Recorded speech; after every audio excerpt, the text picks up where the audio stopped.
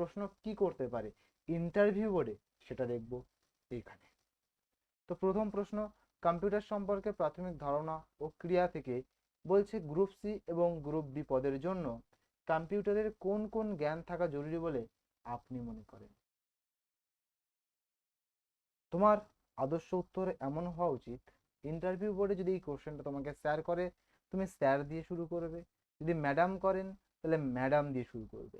বলবে group C বা clerk পদের মূল কাজই হলো দাপ্তরিক, তাই এমএস ওয়ার্ড, টাইপিং, এক্সেল এবং ইমেলের ব্যবহার জানা অত্যন্ত জরুরি। অন্যদিকে গ্রুপ ডি পদের ক্ষেত্রে সরাসরি কম্পিউটারের কাজ না থাকলেও বর্তমানে ই অফিসের যুগে জেরক্স করা, স্ক্যান করা বা প্রয়োজনে বেসিক সিস্টেম অন অফ করার ধারণা থাকাটা কাজের ক্ষেত্রে অত্যন্ত সহায়ক। তো এই ছিল প্রশ্ন, তার এই হয়েছে উত্তর।